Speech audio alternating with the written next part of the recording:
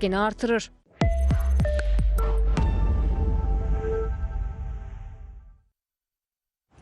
Əmək və Əhalinin Sosial Müdafiəsi Nazirliyi azad olunan ərazilərə köçürülən sakinlərin məşğulluğunun təmin edilməsinə dair rəqəmlər açıqlayıb. Bundan başqa onlar üçün peşə hazırlığı kurslarının təşkili ilə bağlı məlumat da verilib.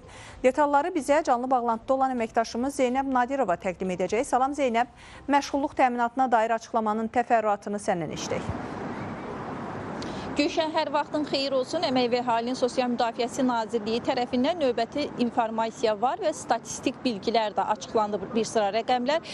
İşğaldan azad olunan torpaqlarla bağlıdır. İlkin detalı artıq siz vurğuladınız. 7000, qeyd edək ki, 27 şəxsin məşğulluğu təmin edilib bu zamana kimi ilkin məlumat odur və qeyd olunur ki, onlardan 4836 nəfərin isə vakansiya üzrə işlə təmin edilməsi prosesi həyata keçirilib və bundan əlavə məşğulluq təyin edilən şəxslər, özünü məşğulluq proqramına cəlb edilən insanlar var ki, onlar da 589 nəfər təşkil edir və proqram çərçivəsində kiçik ailə təsərrüfatları da yaradılıb həmin şəxslərin.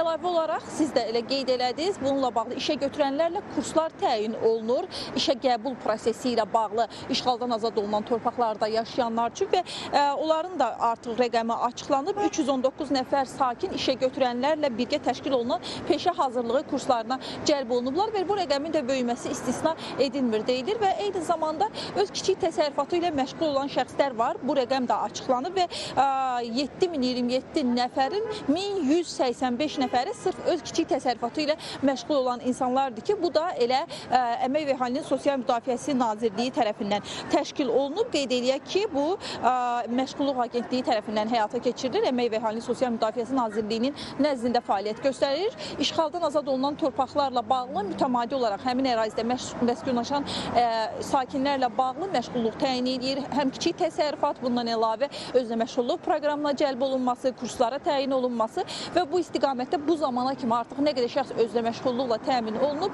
bu istiqamətdə detallı informasiya verməyə çalışdıq. Hələlik bizdən bu qədər. Gülşən, söz yenidən sizdə. Təşəkkürlər Zeynəb. Xatırladım ki, bizimlə bağlantıda xüsusi müxbirimiz Zeynəb Nadirova idi. Davam edək. Nasaz nəqliyyat vasitəsilə yola çıxmaq, yorğun və yuxusuz halda sükan arxasına əyləşmək qəza riskini ciddi şəkildə artırır. Baş Dövlət Yol Polisi İdarəsinin həftə sonu səyahətə çıxan